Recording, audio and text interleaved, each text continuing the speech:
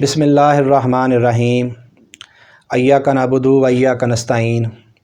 अस्सलाम वालेकुम दोस्तों मैं आपका दोस्त शाहद रशीद आपको अपने YouTube channel life stock with Shahid में खुश आमदीद करता हूँ। प्यारे दोस्तों, गर्मी के मौसम में दूध बढ़ाना और गाय भैंस के थनों को महफूज रखना ये दोनों बहुत ही मुश्किल काम है। जो किसान भाई ये दोनों काम करना सीख जाते हैं वो कभी नुकसान में नहीं जाते, फ़ायदे में रहते हैं। यानी कि गर्मी के मौसम में जो दूध का लॉस होने वाला है, मिल्क लॉस होने वाला है, उसको कैसे कम किया जाए और जो थनों को बीमारी होने वाली है उसको कैसे रोका जाए। तो दोस्तों, आज की मेरी इस वीडियो में मैं आप लोगों को एक ऐसा नुस्खा बताने वाला हूं जो बिल्कुल घरेलू और बिल्कुल सस्ता है, जिसकी मदद से आप ये दोनों काम आसानी से कर सकते हैं। दोस्तों, अगर आप मेरे चैनल पर नए हैं तो मेरे चैनल को सब्सक्राइब कर लें और साथ ही बेल वाले बटन को दबाकर ऑल पर क्लिक कर लें। दोस्तों, गर्मी के मौसम में दूध को बढ़ाने और थनों को महफूज करने के लिए हमें जो नुस्खा तैयार करना है उसके लिए हमें 3 चीज़ों की ज़रूरत है। उसमें जो सबसे पहली चीज़ है उसको हम बोलते हैं लीमन, यानी कि नींबू। दोस्तों, नींबू हम लोगों को 250 ग्राम चाहिए। 250 ग्राम नींबू लेकर उनको अच्छे तरीके से पानी के साथ धोकर उनको बारीक बारीक काट कर उनकी बारीक बारीक कुतरन कर लेनी है। और उसमें जो दूसरी चीज़ ऐड करनी है दोस्तों, उसको हम बोलते हैं देसी खंड, यानी कि शक्कर। दोस्तों, 250 ग्राम हम लोगों को शक्कर चाहिए, वो शक्कर भी हमने उसमें ऐड कर लेनी है। और उसके बाद हमें जो तीसरी चीज़ चाहिए दोस्तों वो है सरसों का आयल, और 50 ml हमें सरसों का आयल चाहिए। और 50 ml सरसों का आयल भी दोस्तों हमने उसमें ऐड कर लेना है। उसमें ऐड करने के बाद इसको मिक्सअप कर लेना है। मिक्सअप करने के बाद पेस्ट बनाकर हमने अपने जानवर को हाथ की मदद से या नाल की मदद से इस्तेमाल करा देना है।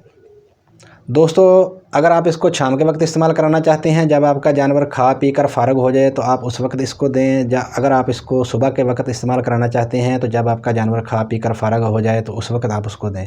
साथियों, ये बहुत ही आजमाया हुआ नुस्खा है। इसके इस्तेमाल से आपका जानवर गर्मी में दूध में कमी नहीं लाएगा और आपके जानवर के थनों को किसी किस्म की कोई बीमारी नहीं होगी। दोस्तों, इसके अलावा हम अपने जानवरों को जो भी दाना मिश्रण, खाल वंडा, अनाज वगैरह का इस्तेमाल करते हैं उसमें हमें 2 चीज़ों का लाजमी इस्तेमाल करना चाहिए। जब भी हम अपने जानवरों को खाल वंडा, अनाज, दाना मिश्रण वगैरह डालें तो हम उसमें सोडा बाइकार्ब यानी कि मीठा सोडा और नमक, आयोडीन वाला नमक लाजमी इस्तेमाल करें। दोस्तों, इससे हमारे जानवर का रोमन सिस्टम दुरुस्त रहता है और हमारे जानवर की नमकियात और आयोडीन की कमी पूरी रहती है। दोस्तों, इसका हमारे जानवर पर बहुत अच्छा रिज़ल्ट है और बहुत फ़ायदा होता है। आप लाजमी ये इस्तेमाल करें। जब भी आप अपने जानवर को खाल वंडा, दाना मिश्रण वगैरह इस्तेमाल कराएं, डालें उसको, तो उसमें 30 ग्राम सोडा बाइकार्ब यानी कि मीठा सोडा और 30 ग्राम आयोडीन वाला नमक लाजमी इस्तेमाल करें। और दोस्तों, आप अपने जानवर को प्रॉपर मिनरल मिक्सचर, यानी कि जो आपके जानवर दूध देने वाले जानवर हैं उनको मिनरल मिक्सचर का लाजमी इस्तेमाल करें। पर डे 100 ग्राम, ये बहुत ज़रूरी है और इसका आप लाजमी ख्याल रखें। इससे हमारे जानवर कमज़ोर नहीं होते, क्योंकि जो हमारे दूध देने वाले जानवर हैं दूध देने की वजह से वो कमज़ोर हो जाते हैं, लागर हो जाते हैं, उनसे उनका जो कैल्शियम खारिज होता है।